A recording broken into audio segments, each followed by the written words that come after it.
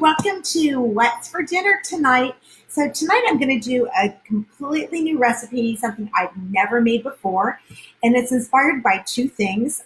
One was what's in the refrigerator, and inspired by one of my consultants that shared with me something that she does with leftover ham. So many of you probably have some leftover ham in your refrigerator. And so that's really what we're going to be doing today. We're going to stuff peppers with ham and rice, which is also left over. If you joined me for cooking last night, you noticed that we made a big container of rice and we only used a portion of that. So what I've already done, just so you know, is I've taken my bell peppers right here. Let me grab them over here. And I've cleaned them. And I've seeded and cleaned them, and then I actually parboiled them for 4 minutes. So what that means is you take a big pot and you put about 2 cups of water in it. So you're not going to boil them all the way to the cover. 2 cups of water, stick them inside of there, bring it to a boil first, put your peppers in there, and cover it for 4 minutes. And so it kind of helps to cook them up just a little bit. So that's the first step that I've already done. So I'm going to just stick those off to the side for right now. And then I'm using the same pot. Now, you may not realize this, but Tupperware sells cookware. We have amazing cookware with a lifetime warranty. And I'm using it actually on an induction burner because my stove is behind me and I don't want to keep turning around. And so I like to use this when we're demonstrating. So what I'm going to do is I'm going to put this on medium heat and hit start. What I've got inside is 2 tablespoons of butter, and that is going to start melting up in just a minute. So while that's melting, we're going to chop up our onion. So we're going to use a half an onion. And so this onion goes right into our Power Chef, just like that. Love this little gadget. If you don't have one of these in your kitchen, oh my word, you just have no idea what you're missing. I'm not kidding. It is the best thing ever. So it has a little rubber gasket on the bottom, nice sharp blade. It actually comes with the blade cover so that when you've got it in storage, you don't have to worry about it cutting anybody. And you just give it a couple pulls like that. So you can shorten it first, or you can go all the way out if you want to. So you don't have to go to the gym and lift weights anymore. You just chop, chop, chop. So that was a half an onion, and we pretty much pulverized that. No more tears. You thought that belonged to a shampoo, but it doesn't now. Even though this is dirty, I'm going to actually stick this back in the blade cover because I'm going to have it just sitting out here, and I just don't want to have a little accident. So I'm just going to stick it right over there. So my butter is pretty much melted in there. I'm going to spread that all the way around. I'm using a silicone spatula, so it is heat resistant up to 450 degrees, and this is only at 275 because it's on medium heat. You know, an induction burner is really nice if you like have a camper or something like that. We had a camper and it had a stove in it, but I didn't like to ever use the stove. So this is kind of nice because you can do it outside. And for those of you that do party outside, maybe you're doing tailgate parties and different things like that, an induction burner is always really nice to have too. One thing that's important though is when you have an induction burner, you have to have induction cookware. You can't use regular cookware on that. So you've got to make sure you have the right cookware, and of course Tupperware is the right cookware because it is designed for an induction burner. You can also use it on a gas, electric, or a gas and electric, and what am I wanting to say? The little flat surfaces, I don't know what they're called, but anyway, you can use it on any kind of stovetop. What's also nice about this is that it has a glass cover, so you can see inside. You'll know immediately what's happening if you do have something covered. And you can also put this in the oven. So that's really, really cool because that gives you the opportunity to be able to braise things. Okay, so if you're making something like a roast and you want to braise it first on top of the stove and then put it in the oven to finish it, you have the capabilities of being able to do that. All right, so we've got our onions over there. They're starting. Next up, what we're going to do is we're going to take our ham. So this was actually in a container that we call a snack store. And let me get my blade back out here because I'm going to use this. It asks for cubed ham, but why cube it when I can just chop it, right? And it asks for about a cup of ham. And that's probably going to be about what I need. We'll see about that in just a second. So I'll put the cover back on. And now the pulley machine. Make sure it's locked into place. We're ready to go. And are you ready? There we go. So that's a lot faster than trying to cube all that. Would y'all not agree? I've got one little piece that flew up here at the top, so I'm going to shove that back down with my spatula, give it another whirligig, and we'll be ready to go. My onion is cooking up really nicely. It's getting what they call translucent, so you can almost see it, see through it. There we go. Alrighty. Couple more pulls. Boom. Boom. Look at that. That is absolutely perfect, isn't that? So you might prefer ham salad, so this is a great way to make ham salad. I don't know about you, but this has been in the freezer, and I'm done with all of this plain old ham, so I wanted to do something a little bit easier. Oh, I forgot. When I did the peppers, I chopped off the tops, and then I took out the stems, and there was a little piece left over, so I thought I'd cook that up. I should have probably put that in with the onion, but that's okay. Give it a couple of chops, and boom, it is ready. I do not own a food processor. I don't need a food processor. When I have this little guy, it goes anywhere and everywhere with me, and it does anything that a food processor does, and it's so much easier to clean. This just goes in the dishwasher. The blade I usually hand wash because it's got stainless on it. And then the top part of this also goes in the dishwasher, with the exception of the little pulley device. So if you look right here, there's a little slit. You just put a knife in there and pop that open. And when you pop that open, that separates that. I'll show you what I mean by that. This part right here. You don't want to put that into the dishwasher, but all of the rest of this can go into the dishwasher. All right. So how are we doing over here? Stir that stuff up. And it says to cook it for about 4 minutes. So while that's happening, we're going to shred up some cheese. So I've got my handy dandy cheese shredder. Now, a couple of days ago, if you joined me, you saw me using this for making zoodles. Yes, it makes zoodles. You notice I just gave that a little twist. What that does is that locks to my countertop. It's not going to go anywhere. So there's several attachments. It's all about the base. One base, lots of attachments. So this one is my shredder. You can also use it for making zoodles. We have another attachment that you can use for, and that's with the spiralizer. You can also have an attachment that will grind meat. So I've done that before and made my own sausage or my own ground pork. You just took Boston butt and ground that because there was no ground pork available in the grocery store. It's actually a lot less expensive if you grind your own as well, and you know exactly what's inside. All right, so I've got a little bowl underneath. Got to be able to catch that. We're going to shred up some cheese. This recipe only calls for a cup.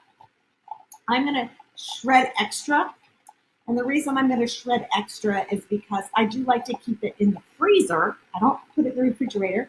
I put it in the freezer, and by putting it into the freezer, I always have some shredded cheese. I don't buy the already shredded cheese because it has so many preservatives.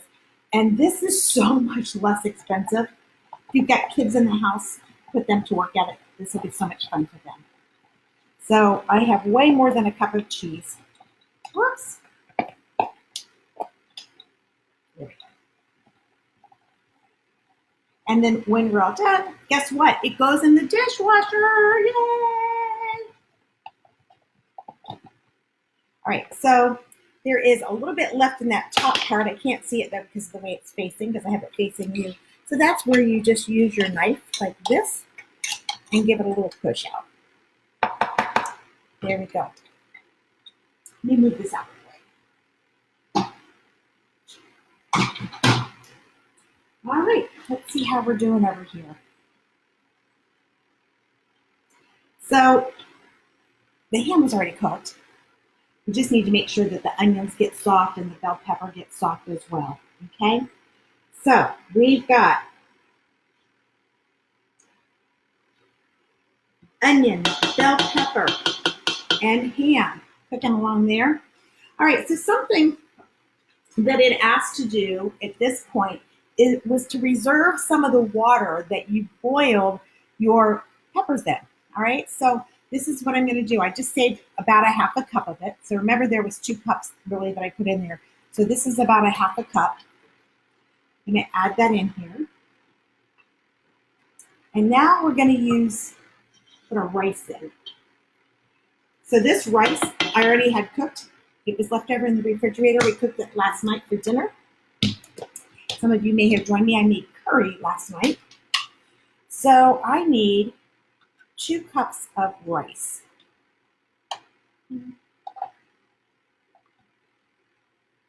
So whenever we have rice, I'm just going to use my hands because you know what? It's my family. I wouldn't do this if I was cooking for anybody else.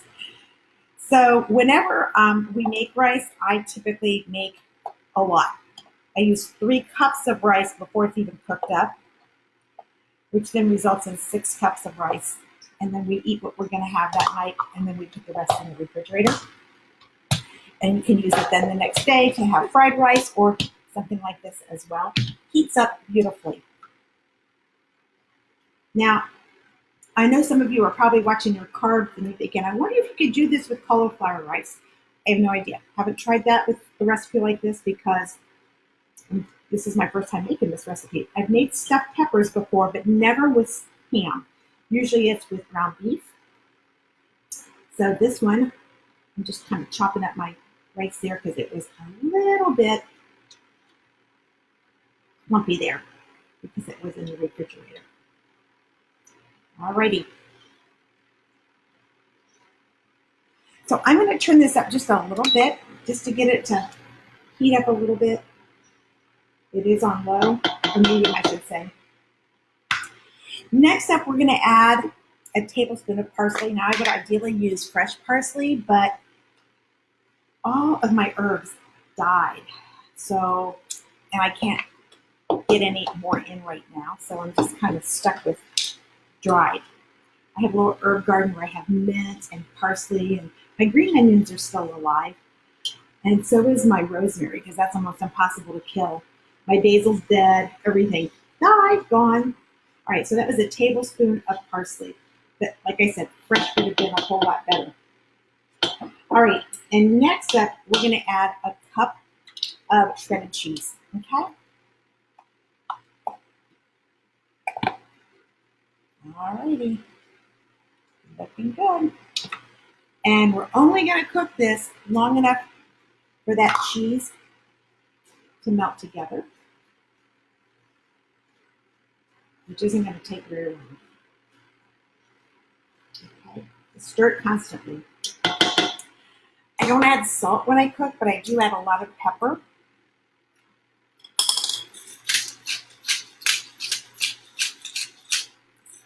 That was just the right amount. I have no idea how much that was, but that was the right amount because that's how much I added. Alrighty. And I would say that this deliciousness is just about ready. All right. Now, what we're going to do is we're going to take this deliciousness and we're going to put it right into our peppers, okay? So the container that I have right here is what we call Ultra Pro, and this can go in the microwave, and it also goes into a regular oven. So I'm going to bake these yummies up in the regular oven, and let me turn this off now. Again, pretty much everything's cooked, so I could eat it raw. But putting it in there is just going to put the final touch on it. I'm going to put one last little bit of cheese on top.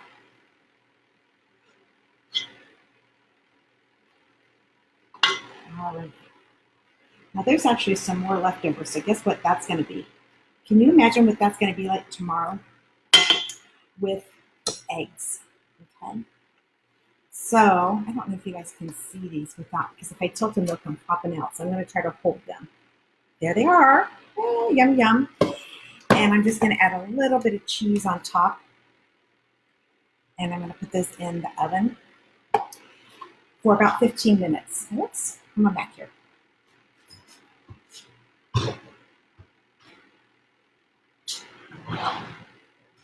All right, so what I didn't realize is I didn't realize there was going to be some leftovers. So I just grabbed a piece of Tupperware called Vent and Serve. Love this. This goes in the microwave as well.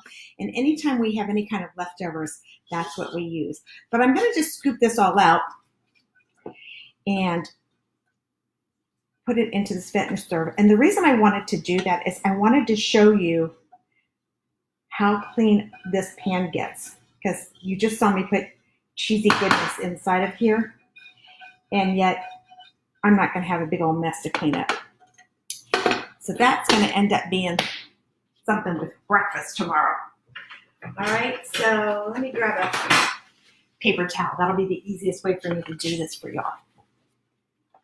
So you'll notice the handles stay cool to the touch. So I'm just going to take a paper towel. Now, obviously, I'm still going to clean this, but just taking a paper towel.